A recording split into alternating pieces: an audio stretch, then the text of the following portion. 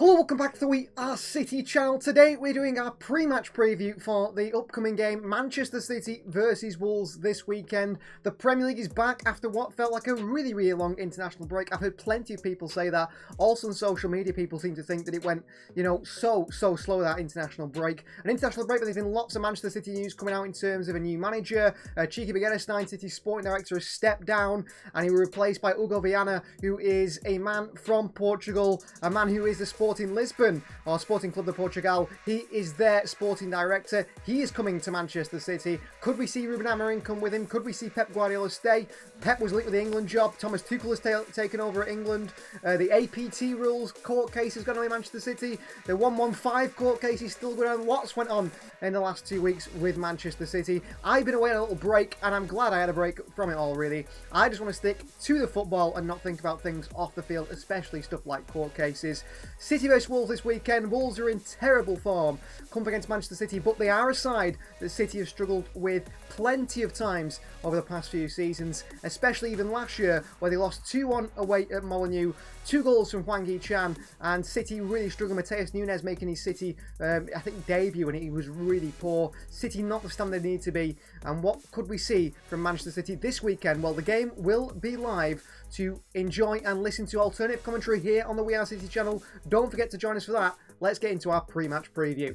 We'll start with a bit of news on the Manchester City squad. The first one is Nathan Ake. According to Pep Guardiola, Nathan Ake is not ready to start for Manchester City and make his first real appearance this season. I think he has appeared already so far off the bench. Went away on international duty, and as he always does, it seems the Netherlands came back injured. But there is a chance we see Nathan Ake back on that Manchester City bench tomorrow, and he could make a big impact in the City side. We know how good Nathan Ake is. He was great last season. He was even better in the treble season. I do think he's that sort of missing balance on that left-hand side defence at times. And with City's defence leaking goals here, there and everywhere at the moment, even with the likes of Diaz, Akanji and Vardy in there, perhaps we see Nathan Ake sort of bed himself into the side as the season goes on. Maybe in the Ruben Diaz role, maybe in the Vardy role, I'm not quite sure. But to try and help us concede less goals, because at the moment the defence is certainly struggling.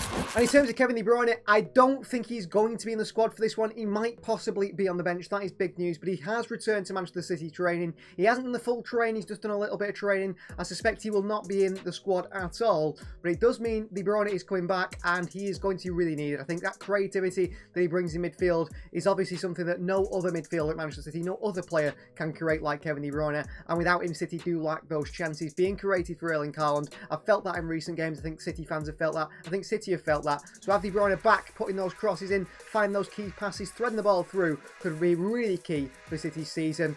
And unfortunately, his age, De Bruyne's going to start picking up more injuries. That's just how it goes. It'll take longer for him to recover.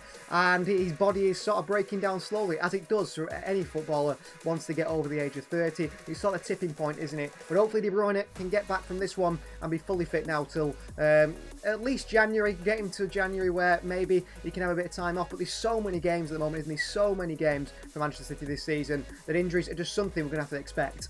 With the absence of Kevin De Bruyne, I think City's key player in tomorrow's game is going to be Phil Foden. I have put him in my predicted 11, which we'll go through. I think he has to start in that creative role.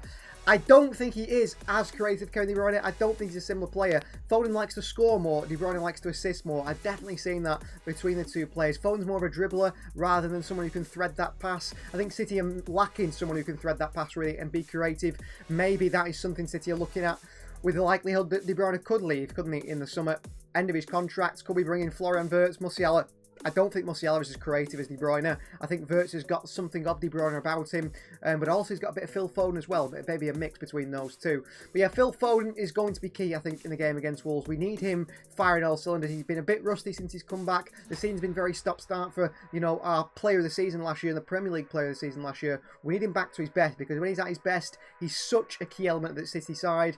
He can find those pockets of space really easily. He's such a goal threat as well. In the City side, it feels like outside Erling Haaland, you don't know where the goal's going to come from. We need Phil Foden especially for that. And also, despite not being as creative in the same sense as De Bruyne, his ability to find those pockets of spaces, create a chance by dribbling through a few players and playing a shorter pass, maybe not the Hollywood pass that we see De Bruyne play, is going to be key for Manchester City against Wolves. As for Wolves, I've picked out sort of two key players that I do believe are going to be very important for them. One is a player that has been heavily linked with City and big clubs for many years. It is Renan Nuri, a very creative player from full-back now, Wolves have been playing this sort of 4-back formation. I've heard a lot of Wolves fans complain about that. Ait-Nouri's a wing-back, they've been saying. It doesn't work in a back 4. The same goes to the players on the right-hand side as well, and they should go back to that back 5 or a 3 with the 2 wing-backs either side.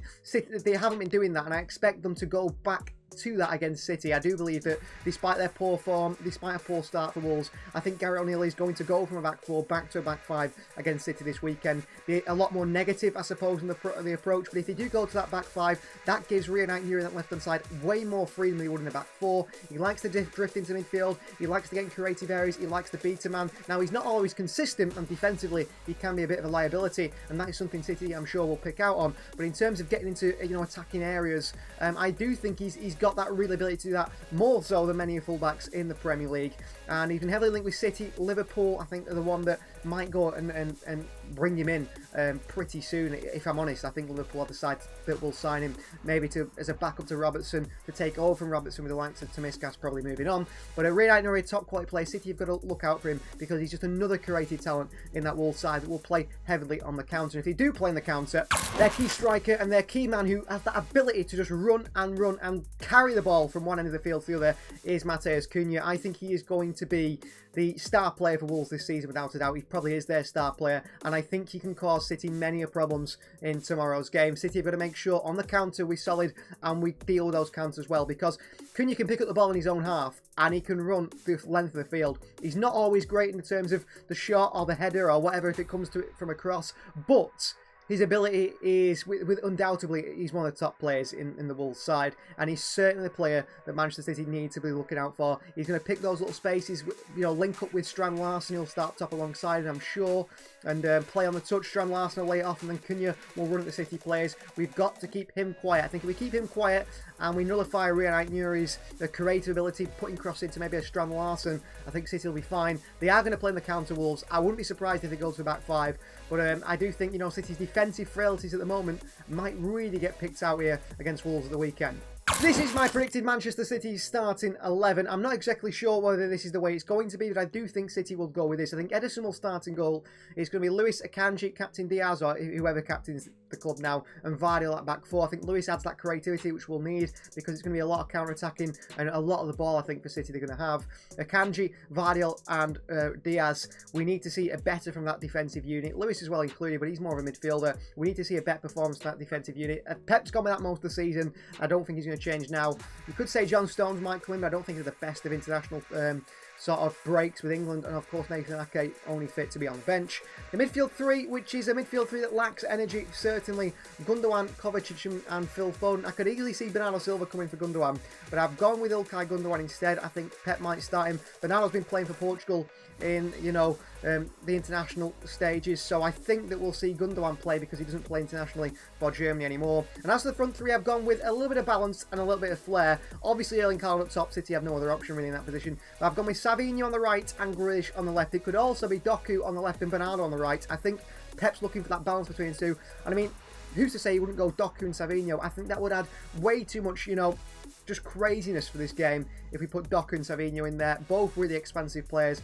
especially that midfield really lacking the sort of balance and ability to sort of track back. I mean, Gundogan and Kovacic just don't have the legs. Phil Foden's not a defensive-minded player, and that is where City might look at a sort of holding midfield to come in without Rodri in that Manchester City midfield.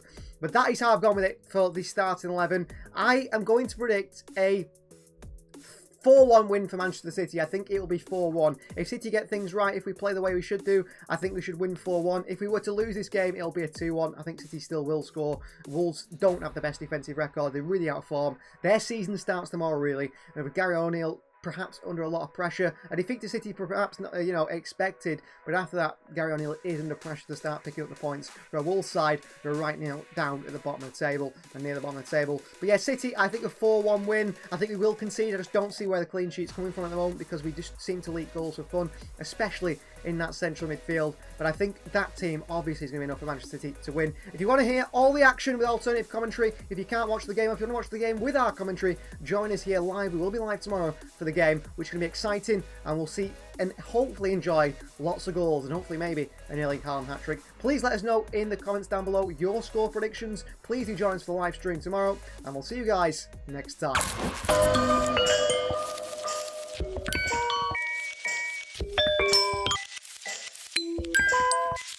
Yeah.